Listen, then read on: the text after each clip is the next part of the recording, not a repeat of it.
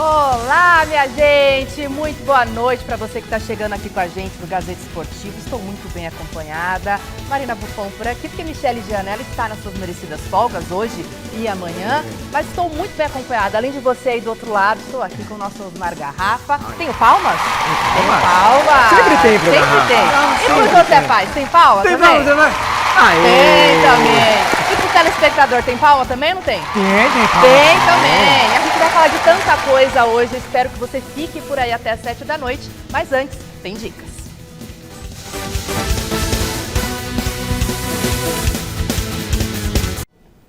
Já estamos de volta por aqui, pessoal, e a gente já vai começar fazendo contato direto com o Thiago Salazar, que está lá na Neoquímica Arena, porque tem clássico, não é isso, Salazar? Boa noite para você. Tá tudo pronto para o jogão de daqui a pouco? Boa noite, Marina. Para você, para todo mundo que está acompanhando o Gazeta Esportiva, tá tudo quase pronto. Neoquímica Arena, aos poucos, enchendo para esse Corinthians e São Paulo. A bola vai rolar às 7h30. Você sabe, é aquele jogo que normalmente, durante a partida, a Arena vai enchendo. Às 7h30 é sempre um horário complicado, mesmo em dia de feriado. Jogo importante, Corinthians 3 pontos abaixo do São Paulo, ainda não venceu o São Paulo nessa temporada, ainda sonha com uma vaga à Copa Libertadores da América do ano que vem, quer também se livrar do risco de rebaixamento e vem de 2 derrotas seguidas no Brasileirão. É o jogo para o Corinthians se reabilitar na competição contra um grande rival que só ganhou aqui uma vez em toda a história. Temos dúvidas nas escalações. Já adianto, Hugo Souza muito provavelmente seguirá de fora do Corinthians. Mas isso a gente conta mais tarde com mais detalhes, porque agora eu vou passar a bola para o meu amigo Alexandre Silvestre, que está do lado de fora com as notícias do Tricolor. Eu tô do lado de fora da Neoquímica Arena e quem vai entrar em campo vestindo o manto tricolor? É um mistério. Daqui a pouquinho o Crespo solta a escalação do São Paulo, que pega o Corinthians pelo Campeonato Brasileiro. Não perde o majestoso, o tricolor paulista, há quase 5 anos e vem com a equipe meio que remendada para esse jogo. É mais de um time inteiro de desfalques, sem Lucas, que fez infiltração, sem Oscar descansando em casa, Arboleda que se machucou e uma penca de jogadores ausentes. Mas é o que temos para hoje e saberemos a escalação dentro de instantes, Marina. Já já eu volto. Tá certo, Silver e Salazar, muito obrigada aí pelas informações iniciais sobre esse clássico.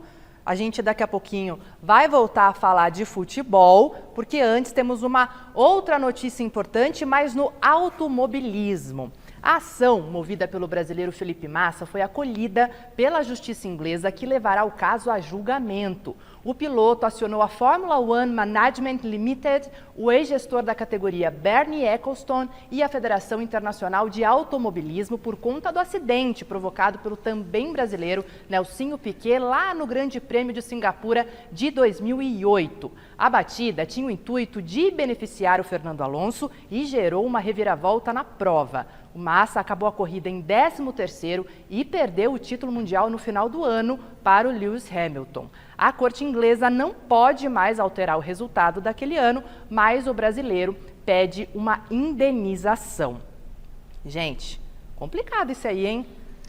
É um caso que vem rolando já há muito tempo. Isso que aconteceu lá em 2008 foi um absurdo total. Depois ficou comprovado que o Nelsinho bateu porque quis para favorecer o Alonso. Se essa corrida tivesse sido anulada na época, Felipe Massa ia terminar com 97 pontos o campeonato e o Hamilton com 92, ou seja, o brasileiro ia ser campeão. O Hamilton acabou ganhando aqui em Interlagos no finalzinho, naquele ano.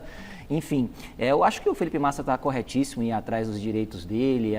A parte esportiva a gente sabe que não pode mudar, apesar de eu não concordar com isso, mas o Felipe Massa está corretíssimo em tudo que está fazendo, na minha opinião. É uma pena que o caso não acompanhe a velocidade da Fórmula 1, né? Exato. Porque já faz quanto tempo, ô louco, né? Mas, de qualquer forma, eu tô com os rapazes nessa. O Massa está brigando pelos seus direitos, o seu entendimento jurídico, e a questão está se arrastando, não é de hoje, nos tribunais. Vamos aguardar o resultado. É isso, gente. Olha, a gente vai falar daqui a pouquinho mais sobre Corinthians, sobre São Paulo, como os meninos falaram ali também sobre as escalações, que tem muitos desfalques, mas ontem o Santos não conseguiu embalar na luta contra o rebaixamento. Mesmo na Vila Belmiro lotada e abrindo o placar logo no comecinho do jogo, o Peixe ficou só no empate. Dá uma olhada. Vai pra cima dele, Santos! Vai correr, terminação! A festa da torcida santista ontem mexeu com o Neymar, que de dentro do ônibus registrou o clima da Vila Belmiro. Contagiado, o Peixe foi para cima do Mirassol e com apenas 3 minutos de jogo, o Neymar conseguiu, de uma vez só, enganar o zagueiro e evitar o impedimento. Assim ele recebeu o passe de Lautaro, em condição legal e com liberdade para abrir o placar. Neymar não marcava um golzinho desde 4 de agosto.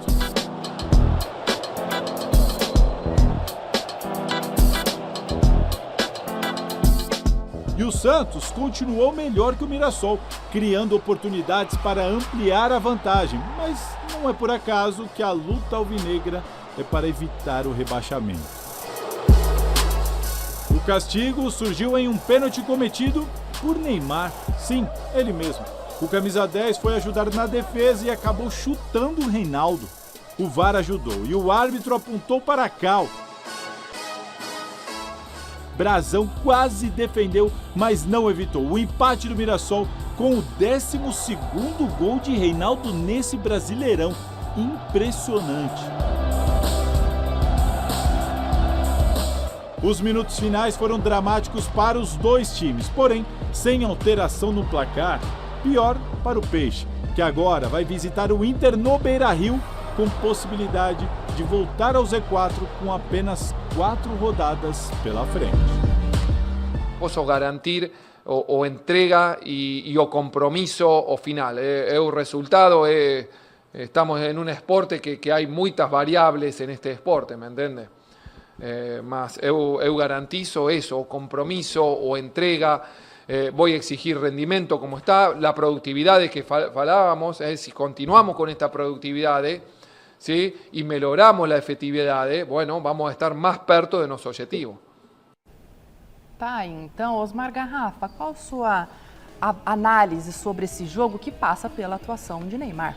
Então, o Neymar ele tá evoluindo dentro do seu processo de recuperação. Lógico, está muito longe do Neymar que a gente espera, mas, enfim, a gente consegue ver alguns avanços no Neymar, né? Está sendo um jogador mais importante, um jogador mais decisivo, reclamando menos, participando do jogo de forma positiva e negativa, né? Porque fazer um pênalti que ele fez, sinceramente... Foi pênalti, Garrafa? Ah, foi pênalti, né? Pelo menos deu... Atacante quando vai para a própria área... Não combina muito, não. E sobre Neymar é isso. Sobre o Santos, Marina, o Santos, ele vinha para uma sequência de 2 jogos contra o Palmeiras, um jogo com o Mirassol e um jogo contra o Flamengo. E ali, gente, na sequência, com a pontuação que tinha, era um Santos praticamente rebaixado. Verdade. Então, se a gente, antes dessa sequência, falasse para qualquer torcedor santista, comentei com o Luca hoje na redação, nessa sequência, você quer pelo menos uma vitória contra o Palmeiras e um empate com o Mirassol, você assina aqui, não precisa nem jogar? Assinava, qualquer torcedor assinava. Então, o Santos, que tinha uma sequência difícil, a tendência era de um desastre pela frente. E não foi. O que bate de sentimento é que ontem, apesar do empate, o Santos poderia ter vencido. Sim. Mas o Santos, para mim, que já estava quase que virtualmente rebaixado pela sequência que tinha, faz os 4 pontos e o campeonato dá uma embolada geral lá na zona de rebaixamento. Eu queria destacar 2 pontos. Primeiro, o Robinho Júnior. Que jogador que é o Robinho Júnior. Muito bom de bola, tem um futuro brilhante, vai ajudar muito o Santos se permanecer aí por um tempo lá na Vila Belmiro. Agora, o gol do Neymar é brincadeira, tá? A movimentação de Neymar Júnior é piada. Se movimenta bem, presta atenção para não ficar impedido, volta para trás da linha do meio de campo, corre, recebe um ótimo passe, o zagueiro cai ali, problema do zagueiro. A movimentação do Neymar foi qualquer coisa de nota 10. Mas do Lautaro, esse Neymar o passe do Lautaro também, né? Bolão. Agora, é esse Neymar que a gente quer ver. Se o Neymar jogar isso aí, ele vai ajudar o Santos, vai poder voltar para a seleção brasileira, porque não está muito certo lá na Copa do Mundo, a Ancelotti já deu o recado. Agora, o que ele fez ontem ajudou demais, depois, é bem verdade, fez o pênalti, cometeu o pênalti. Mas é um gol de quem conhece, e conhece demais esse tal de futebol. Tá bem então, José Pai. Você conhece também, né, Zé? Você joga ali também, né? Menino é bom. É bom demais. Já conheci mais, né, Marina? Mas tá bom, gente, tá bom. E a gente vai falar agora do Palmeiras. Chegou a vez do Palmeiras por aqui, porque o Verdão decepcionou no Allianz Parque. Quem vai contar essa história é o conhecedor da bola, José Paes. Na tela.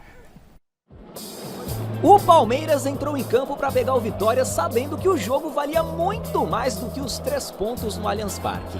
Um resultado positivo contra o time baiano era fundamental para as pretensões palmeirenses na luta pelo título do Campeonato Brasileiro. A responsabilidade de estarmos na posição que estamos no campeonato é nossa. E mesmo com esse cenário, o Palmeiras só chegou com perigo para valer no primeiro tempo, depois dessa jogadaça do garoto Alan. As equipes que estão lá brigando pelo rebaixamento é vida ou morte. Obviamente que é mais difícil que você enfrentar num meio de campeonato. Às vezes eles estão pensando, pô, tem outro jogo ainda pela frente, agora não tem mais. Os 6 jogadores do Palmeiras que ainda estavam com as respectivas seleções nessa última data FIFA começaram o jogo diante do Vitória exatamente aqui no banco de reservas. Mas nem as entradas do Vitor Roque, do Gustavo Gomes e do Facundo Torres foram capazes de ajudar o time a marcar um golzinho no segundo tempo. O Rafael Veiga até chegou a assustar o goleiro Thiago Couto no rebote do chute do Alan. Susto que o Thiago também levou nessa batida colocada do Aníbal Moreno. O Alan, por muito pouco, não fez um golaço de bicicleta. A chance do Facundo Torres também foi por cima do gol. A do Gustavo Gomes, que entrou para jogar de atacante, parou mais uma vez no Thiago Couto. Não venham com essas narrativas dos cruzamentos. Sim, com uma equipa que joga toda atrás e que nos dá só espaços nas meias, nós podemos entrar ou com combinações interiores ou com cruzamentos de linhas de fundo, e as oportunidades que nós criamos nem foi de cruzamento. E no dia do aniversário de 11 anos do Allianz Parque, o 0 não saiu do placar. É um momento ruim. Todas as equipes passam por esses momentos. Infelizmente é um momento crucial. Mas como eu falei, vamos melhorar, temos que trabalhar. 45 minutos demos de avanço ao nosso adversário. Apatia total, falta de assumir a responsabilidade de rematar, de chutar, de ir contra um. Exemplo, como o Leque de 20 anos faz, temos que fazer os outros, os que estavam à frente. Não posso dizer outra coisa a não ser dessa parte da nossa responsabilidade. Não fizemos uma boa primeira parte. E aí, Zé, você que estava lá, concorda com o Abel nessa análise dele aí? O primeiro tempo do Palmeiras foi muito ruim, né? Normal os times, eles oscilarem na temporada muito grande, você vai fazer 60, 70 jogos, só que o Palmeiras está oscilando num momento crucial do ano de 2025. Está na final da Libertadores, está disputando também o Campeonato Brasileiro, o Palmeiras não vence há 3 jogos. Dos 9 pontos disputados, somou 1. Somou um ponto só, esse empate aí com o Vitória, é um time que está lutando para não cair, que veio aqui para, se Deus ajudasse, sair com um pontinho. Então, depois do primeiro tempo muito ruim do Palmeiras, Vitória se fechou ainda mais, blocos baixos, para sair daqui realmente com 0-0 e levar um pontinho lá para Salvador. Um jogo muito ruim do Palmeiras no primeiro tempo. Agora, no segundo, o Abel começa a colocar os jogadores que estavam aí nas suas respectivas seleções na data FIFA e coloca o Gomes de atacante. Coloca lá na frente para jogar mais bola na área. De tão fechado que estava o Vitória, achou que essa era a melhor solução. Eu entendo que não, em respeito à opinião do Abel, claro, mas um time que gastou aí 600, 700 milhões de reais para se reforçar nessa temporada tem que ter saídas mais interessantes do que só fazer chuveirinho lá na área para 2 caras altos, Flaco e Gustavo Gomes na noite de ontem, Garrafa. Fosse uma decisão de campeonato, Vitor Roque, Gustavo Gomes e Piquerez começariam jogando? Fosse uma decisão? Com certeza. E ontem era o quê, gente? Com certeza. Ontem era o quê? Era o Vitória, mas era uma decisão de campeonato. Faz o resultado, é claro, não é engenheiro de obra pronta, a gente não sabe o que ia acontecer, mas você tem que colocar o que você tem de melhor. O Vitor Roque, ele veio, não dá pra vir, mas ele veio de carro de Paris pra cá? Veio de ônibus? Não, veio no aviãozinho dormindo. Não precisou nem no aeroporto lá pra fazer todo o trâmite, foi voo da tia Leila, não é? Isso. Gente, pelo amor de Deus, o cara chegou aqui de manhã, dorme o dia inteiro e joga à noite, põe pra jogar. Ontem era decisão de campeonato. Era decisão de campeonato. Palmeiras ontem, com o vacilo do Flamengo, a gente vai falar daqui a pouco, Palmeiras poderia ter retomado a liderança depois dos 2 resultados decepcionantes. O Palmeiras, para mim, não tratou o jogo com a importância que deveria ter sido tratado, Zé. É claro, repito, não, Vitor, era decisão de campeonato, faltam mais 4, 5 jogos para terminar a temporada, é o momento de dar algo mais, é sempre aquele secar, sabe, como é que tá o sangue, não sei o quê. O Abel falou justamente sobre isso, ele foi questionado na entrevista coletiva, por que não começou com os caras, né, com o Vitor Roque, e depois, preferiu colocá-los depois. Ele falou, mas aí eu já ia ter que queimar uma substituição para tirar eles se não desse certo. Acabou que teve que usar a substituição para colocar eles. A gente vai falar mais disso e de várias polêmicas que acabaram rolando ali no jogo do Palmeiras, um pênalti que a galera tava falando, que inclusive um pênalti muito parecido foi dado no Fla-Flu ali. Muito bem, eu prometi, né? Que a gente vai falar mais de Palmeiras, porque a gente separou um trecho da entrevista coletiva do técnico Abel Ferreira, a gente vai conferir o que ele achou da expulsão do meio-campista Andréas Pereira, olha só. Temos que falar das narrativas que se criaram em que o Palmeiras é beneficiado pelos árbitros. Hoje temos um jogador que é expulso.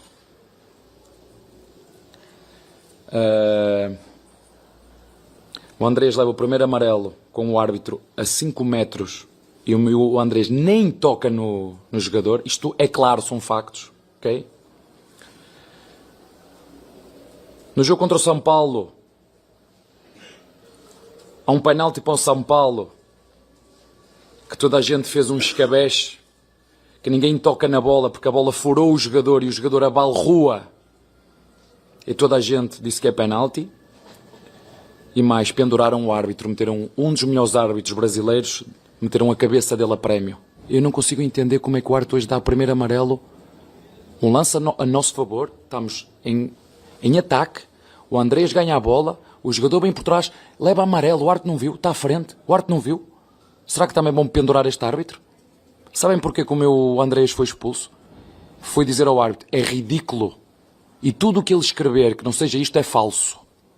É ridículo o amarelo que me deste, é ridículo. E o árbitro, segundo amarelo, expulsou. Ponto. E aí, hein, gente? Essas falas, hein? Não. Pode parar. O que foi? Peraí. Pra cima de mim não, velho. Que Na foi? boa. Perde pro Mirassol. Tá disputando o Campeonato Brasileiro, tá com a gordura, tinha 2 pontos de vantagem, 2 vitórias. Aí você perde do Mirassol. Aí você perde do Santos, tá brigando pelo rebaixamento. Aí você empata em casa com o Vitória. Arbitragem não pode ser assunto, cara. Me desculpe. A arbitragem tem erro em todo jogo. Já teve erro a favor do Palmeiras, contra o Palmeiras, erro a favor do Corinthians, contra o Corinthians, do Flamengo. Sabe, a arbitragem não pode ser assunto.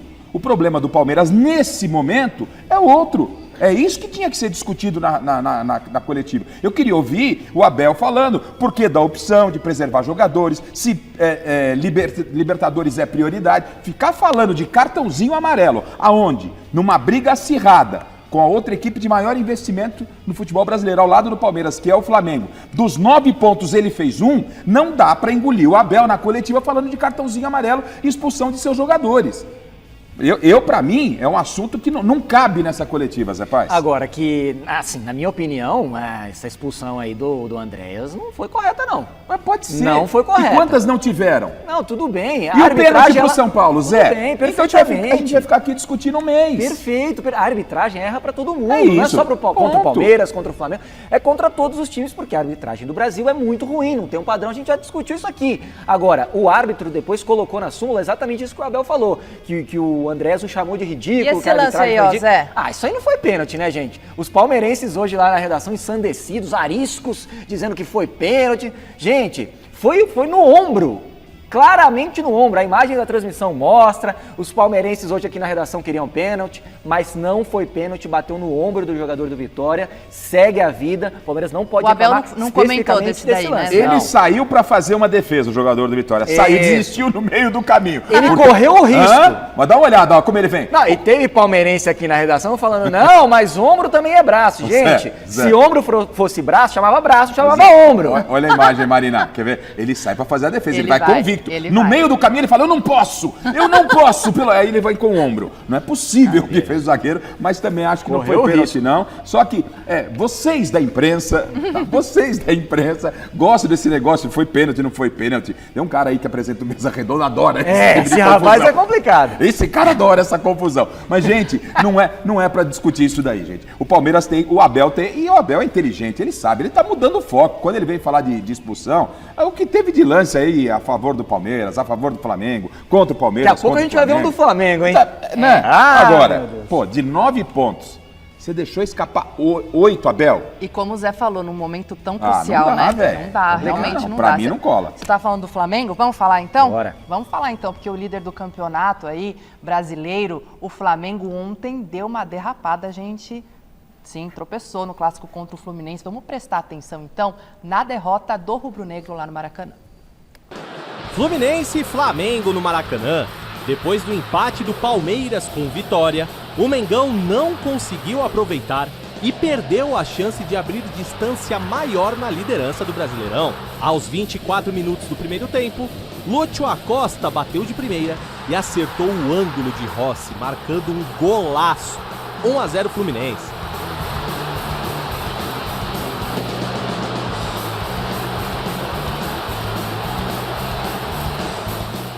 Oito minutinhos depois, a equipe de Luiz Zubeldia ampliou. João Victor recuou mal para Rossi, que se atrapalhou todo no domínio. Esperto no lance, Serna não vacilou, pressionou e com gol livre, só teve o trabalho de empurrar para o fundo das redes.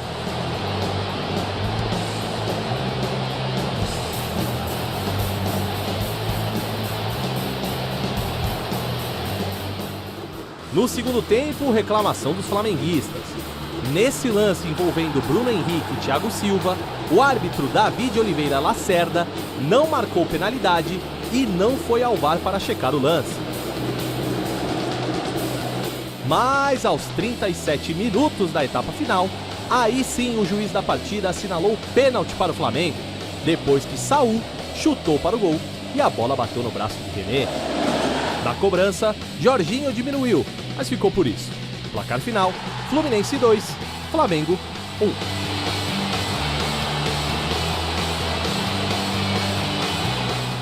Que tecnicamente nós estivemos abaixo, sem nenhuma dúvida. Sem nenhuma dúvida. Para jogar com bola tem que estar fino. E não estivemos, cometemos muitos erros, não aproveitamos as vantagens, concedemos ao adversário o que ele mais queria, que era jogar no nosso erro e, como eu falei, a elite, o nível que se exige é mais alto do que foi apresentado no primeiro tempo. José Paz estava quase subindo aqui na mesa por causa do lance do Bruno Henrique. Não era pra tanto. Não tava, o Garrafa? Tivemos contê-lo. Que isso, tem tudo equipamento aí, Zé. Fala aí do lance. Que isso, mas o torcedor do Flamengo tem motivo pra subir na mesa. Você é um desses que gosta das polêmicas, né? Eu? É você que tem produzido Mesa Redonda. Olha as polêmicas, você vibra com isso. Por mim eu tiraria tudo isso aí. E aí, Zé? Mas olha só, não dá esse pênalti aí, é brincadeira. Se isso aí não é pênalti, não tem mais pênalti no futebol. No VAR o Thiago falaram Silva chutou o Bruno Henrique. Ele que procurou o contato. Né?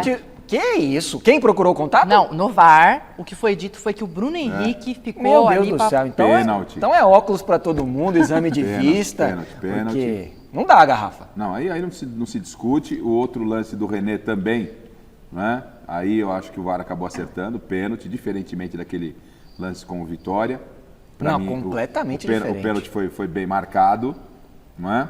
Mas o Flamengo ontem deixou escapar uma chance, mas é bem verdade que teve um adversário muito diferente do Palmeiras. Sim. Ontem, o Fla-Flu era um clássico, o Fluminense está brigando ainda por coisas importantes dentro da competição, mas o Flamengo ontem, já sabendo do resultado, que para mim foi legal para quem estava assistindo, pôde assistir o Palmeiras depois o Flamengo, mas que não é justo na competição, acho que Flamengo e Palmeiras já tinham que estar jogando no mesmo horário.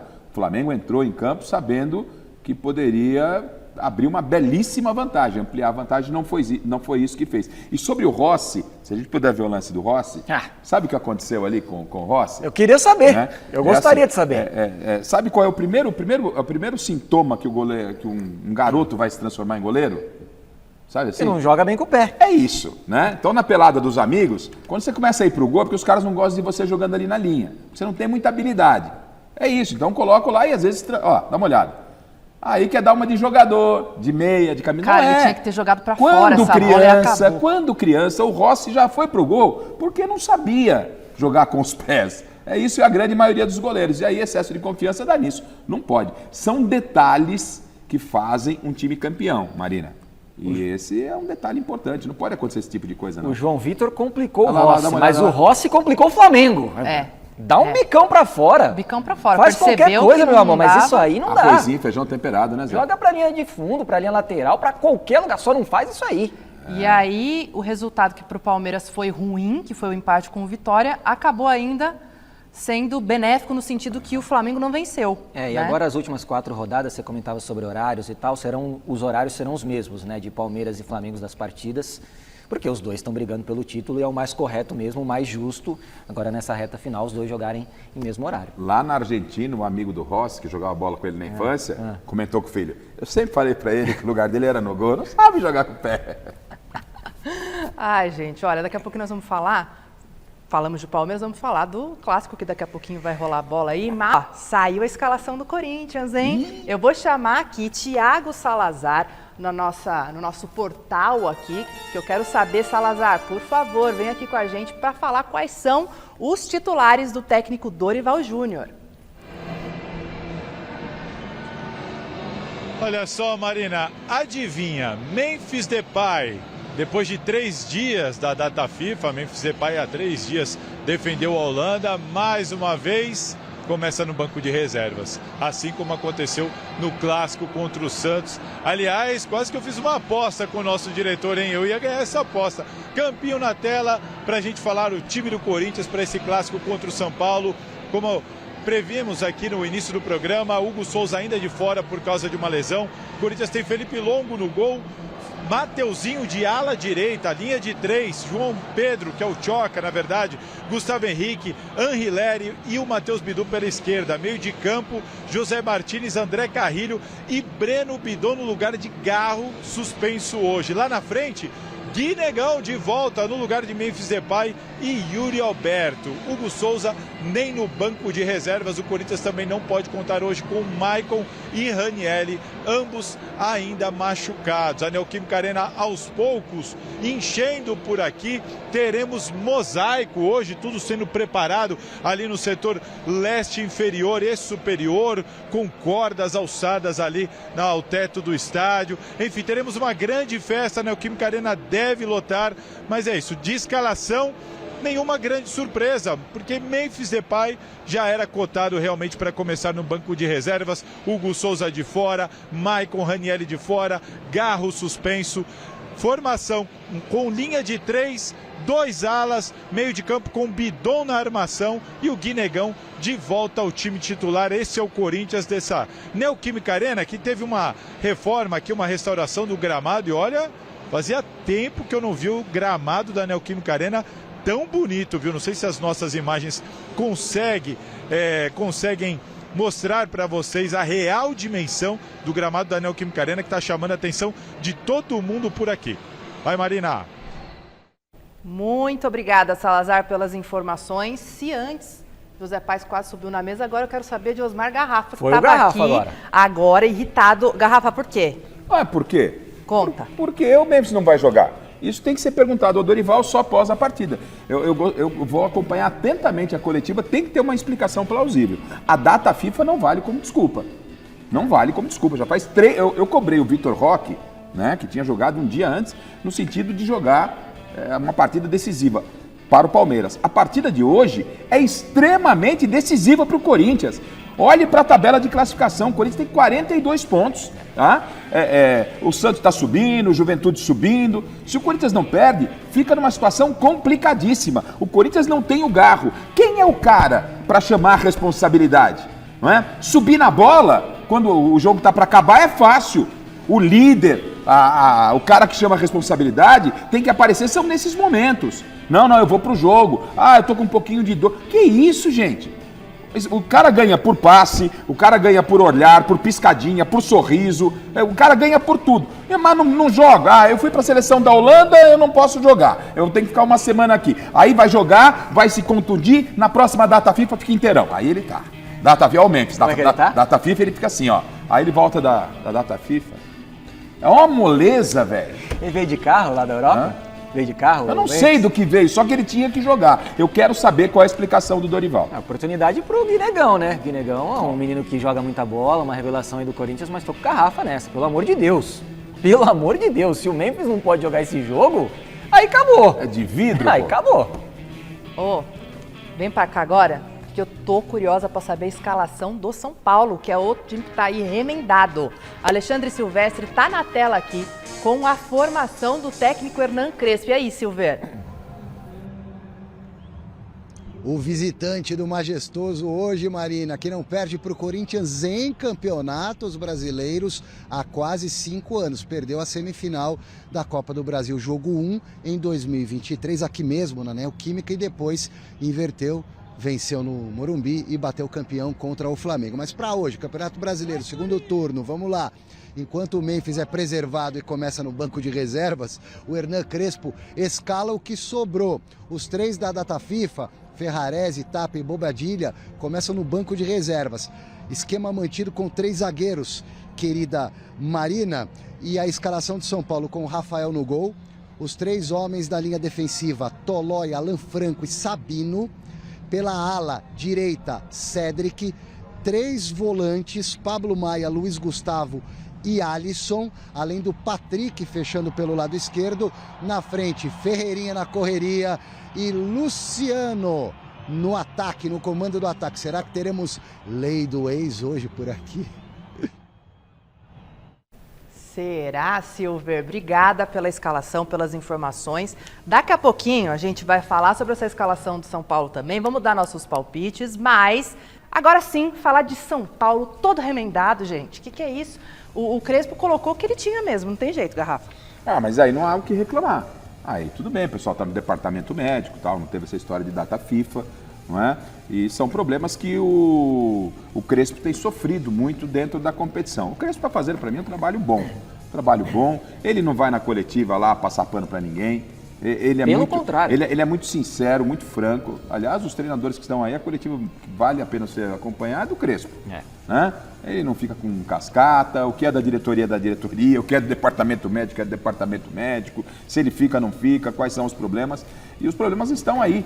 Né? Então, esses 11 aí, ó, gente, são os que tem mesmo, não tem o que fazer, né? Com essa formação aí, eu entendo que o São Paulo vai pra se defender primeiro, viu, Garrafa? E pra especular o jogo lá na Neoquímica Arena. Com a cara de 0 a 0 esse jogo aí. Porque 3 volantes, 3 zagueiros, vai ficar fechadinho, vai jogar por uma bola, aquele jogo de transição e ver o que acontece lá na Neoquímica Arena, Marina. Eu tô olhando aqui, a minha análise. Ô Zé, eu tava olhando aqui o banco de reservas, né, que além dos que estavam aí na data FIFA, tem também o Yang goleiro, mas tem o Tapia, a Bobadilha, tem o Mailton, Ferrarese, Paulinho, Mike, Negruti, Luca, ou seja, todos os meninos aí da base também. Ou seja, ele olha assim e fala, quem daí pode resolver pra mim? Ele pensa, né? Aí ele só cumprimenta o pessoal e segue o jogo. Não tem o que fazer. Ele olha e fala, deixa eu ver quem pode me ajudar. Aí ele passa... Parecia você na Copa CESP, não? Mas ele podia ter opção. Não puxa minha boca, vamos focar em São Paulo e Corinthians. Vamos discutir isso aqui. Não vamos para isso que vai dar confusão. Toquei num ponto crítico aqui, não dá. Ponto crítico. Mas é isso, tem pouco material humano, né? Tem pouco material humano e não tem muito do que fugir dentro do que disse o Zé Paz, de montar um sistema defensivo e especular, jogar na especulação. Sim. Uma bola, o Corinthians vai tentar sair para o jogo e pode deixar espaço, mas tá com uma cara... Eu tô até querendo mudar meu palpite aí, viu? Não pode mudar. Eu tava pensando nisso, sabia? Não pode mudar. Vamos pro palpitômetro? Vamos pro palpitômetro do clássico de hoje. O ditador dos palpites aqui. Como não pode mudar? Não começou eu o vou jogo te aí, falar uma coisa. Pergunta pro diretor. Eu tava vendo a escalação aí, eu fiquei um pouco preocupada também com o palpite. Mas eu quero começar com o Thiago Salazar. Salazar, vem pra cá pra falar com a gente, que eu quero saber o seu palpite. Dá uma seguradinha? Tá bom. Vamos falar aqui então a gente um pouquinho. Ô, Garrafa, por que... Vamos lá. Vamos lá? Tá bom, vamos lá. Então, vou chamar o Salazar, porque eu quero saber a opinião dele primeiro. Quero saber se ele mudaria também ou não, Salazar. Porque eu sei o seu palpite. Você já sabe meu palpite, né, Marina? Você ficou de olho no meu palpite. Eu sei, você faz igual o Zian Michele, ficam tentando imitar meus palpites. Brincadeiras à parte, Marina, eu espero um jogo aqui, não espero um grande jogo, por causa da fase das duas equipes. São Paulo muito desfalcado, jogo na Neoquímica Arena, só por causa disso, 1-0 Corinthians aqui, gol de Guinegão. Ó, eu vou dizer uma coisa pra vocês. Eu assinei, eu carimbei lá no cartório que eu dei esse palpite antes. O meu também é 1-0, mas foi antes do que o Thiago Salazar, tá? Então, põe aí na tela, 1-0, mas o meu foi antes. E o seu, Osmar Garrafa? Não gosto dessa história de palpite magro, 1-0, Não? um clássico desse tamanho, Corinthians e São Paulo, não. Mas pra mim hoje dá Corinthians 1-0. Que aí, vocês estão tomando café junto? É, acho que sim, né? Vamos almoçar hoje. Só E que esse você, Zé? palpite, só uma ressalva, esse palpite eu dei não imaginando que o Memphis, né, estaria sentindo a data FIFA. Tá. Né? Mas tudo bem, o palpite Tá. está dado, 1-0 Corinthians. É palpite mesmo. É palpite, é. E você, Zé? Baseado aí nessas escalações, né? E que eu nunca errei um palpite de feriado, quinta-feira, 20 de novembro, aqui no Gazeta Esportiva. 1-1. 1-1? Esse é seu palpite? Esse é meu palpite. Ah, tá bom, Muretada tá bom. também. E o Alexandre Silvestre, vai apostar em quem, Silver? Pronto, lá vem ele. Eu gostaria muito, muito mesmo que tivéssemos lei do ex a favor do São Paulo, gol de Luciano, 1-0 tricolor. Mas eu não acredito que isso vai acontecer. Meu palpite é o mais magro de todos. 0-0, quando a locutora aqui atrás no estádio, linda Casa do Povo, grita: vai, Corinthians! Vamos, São Paulo! Tá certo, Silver. Obrigada aí pelo seu palpite também. A gente tem, então, 3 apostas na vitória do Corinthians e 2 apostas Então, para falar no que o empate. Silvestre tem grande chance de acertar. Mas, nossa, Né? o Silvestre nunca esteve tão bem na vida como nesse palpitômetro aí. Esse 0-0 tá com a cara. Hã? Nossa Daquele Senhora. jeito, né, Garrafa? Os caras maltratando a bola. Meu Uma Deus. beleza. E hoje, gente, a FIFA divulgou os confrontos da repescagem das eliminatórias para a Copa do Mundo. A briga dos europeus é só entre eles, mas a gente vai ver primeiro os duelos do torneio com o restante do mundo. Na chave A, tem a Nova Caledônia e Jamaica. Quem vencer enfrenta a República Democrática do Congo na briga por uma vaga. Na chave B, a Bolívia vai encarar o Suriname. Quem passar pega o Iraque na disputa pela classificação. Tá certo? Agora, já nas eliminatórias europeias, são 4 vagas no total. Na chave A, a Itália, oh meu Deus, né? Duela com a Irlanda do Norte. Quem passar por este duelo vai pegar o vencedor do País de Gales e da Bósnia por uma vaga. Na chave B, os confrontos são Ucrânia e Suécia e também a Polônia e a Albânia. Na C, a Turquia encara a Romênia, enquanto a Eslováquia pega o Kosovo. Por fim, na chave D, tem a Dinamarca e a Macedônia do Norte e República Tcheca e Irlanda. Ai, foi difícil entender essas coisas todas aí das eliminatórias. São várias semifinais que vão originar finais e aí vão decidir quem são os 4 lá da Europa que vão para a Copa do Mundo está correndo o risco de acontecer a história do Saci. O que é a história do Saci? Foi enfeitar? O diabo de tanto enfeitar o Saci arrancou uma perna. O presidente da FIFA está inventando tanto na Copa do Mundo, já não é mais um país, já não são 2, são 3 países.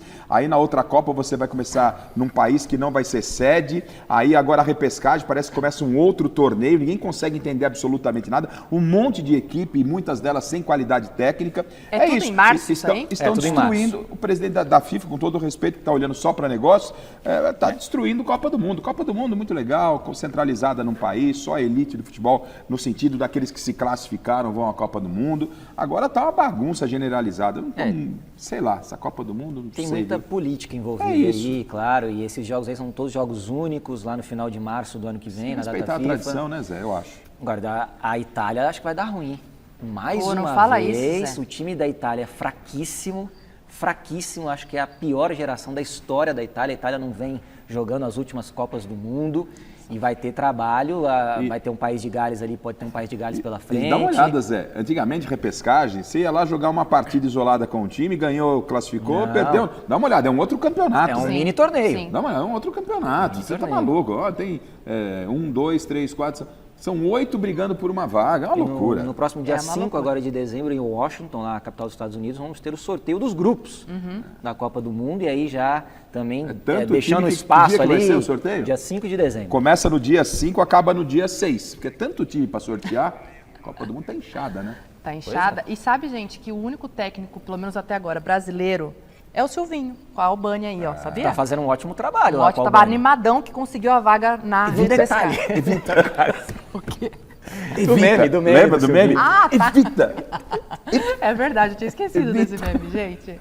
Ai, meu Deus. Mas, ó, ainda vamos falar Silvinho, muito de Copa do Mundo. Silvinho, vamos falar muito de Copa do Mundo, sobre as eliminatórias, sobre repescagem, enfim. Mas agora a gente vai voltar a falar com o Thiago Salazar, lá na Neoquímica Arena, para falar um pouquinho mais sobre o Corinthians. O que mais você separou pra gente, Salazar?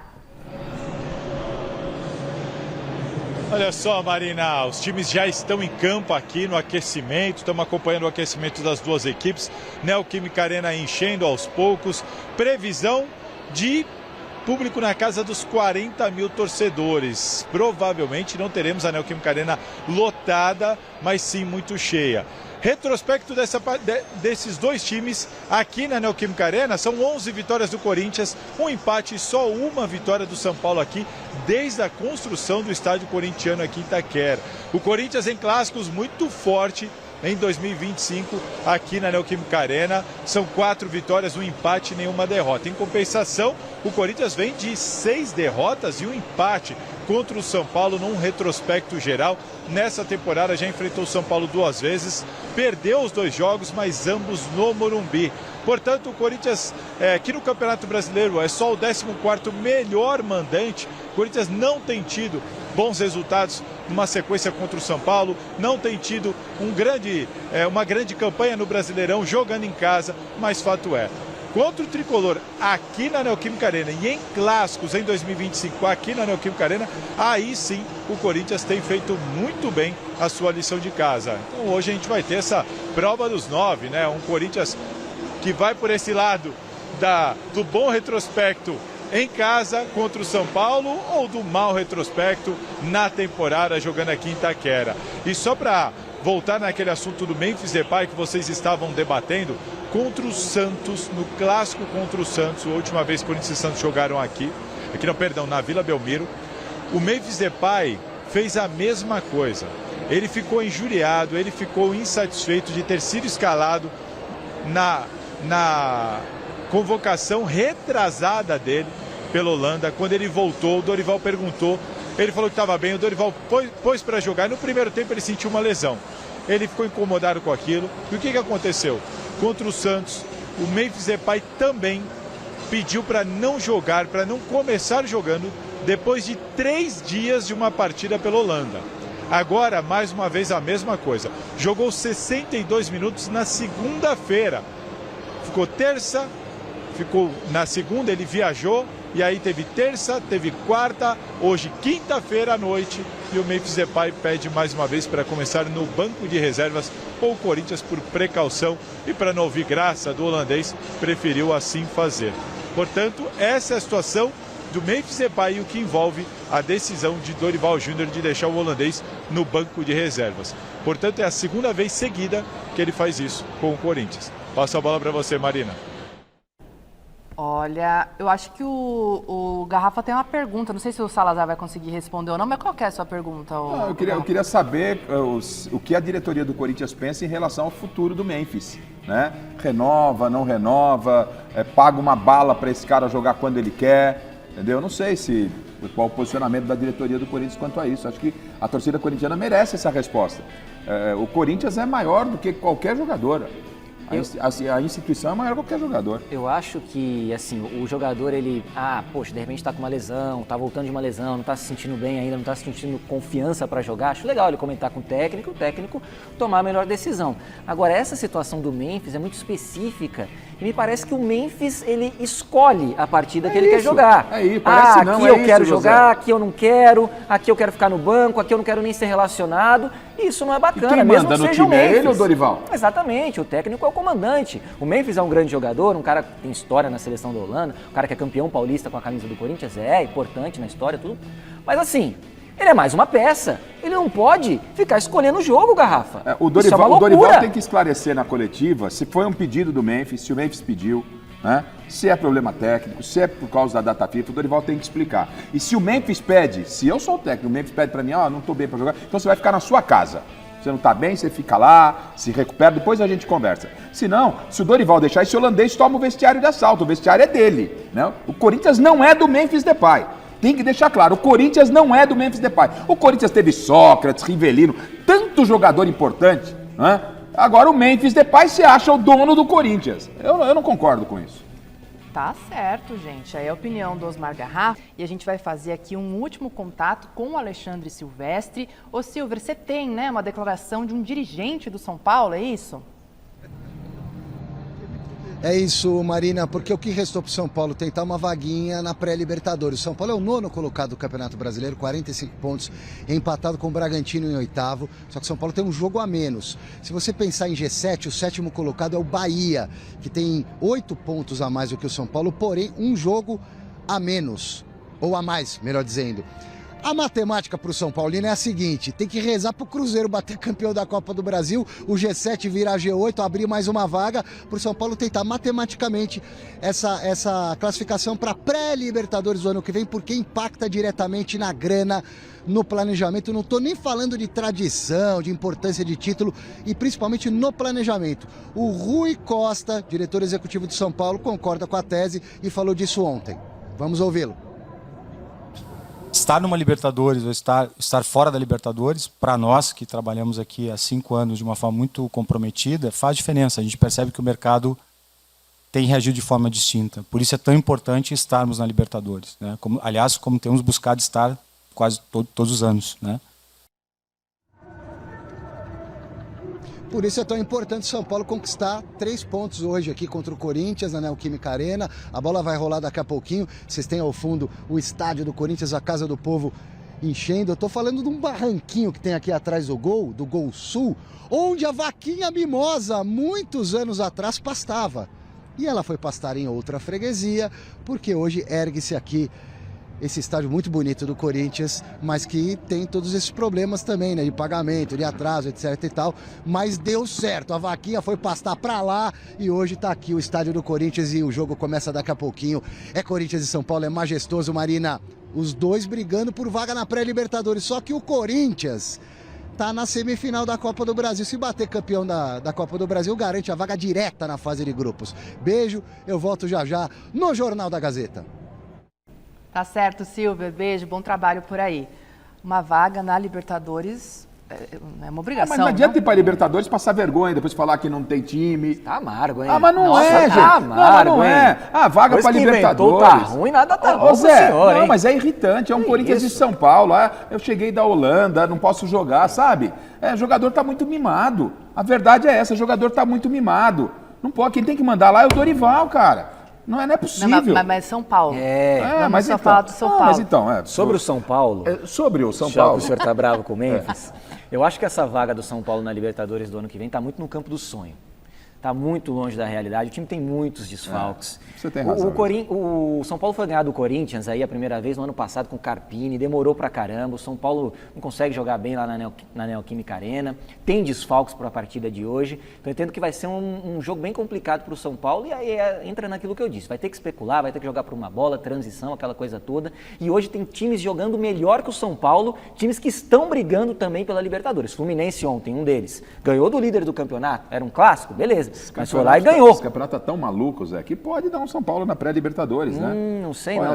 Botafogo tá melhor, apesar de todos Fluminense tá melhor. Em pré, né? Vamos ver. Bahia tá melhor. O São Paulo tem que torcer pra Libertadores chegar até ele. E não ele chegar na Libertadores. Nossa, mas depois que inventaram que tá ruim, nada tá bom pra você. Gente, nosso programa está acabando. Tem clássico daqui a pouquinho. Muito obrigada, Osmar Garrafa, José Paes. Obrigada a você aí do outro lado. E fique agora com o Jornal da Gazeta. A gente se vê amanhã. Como diz o Silvinho.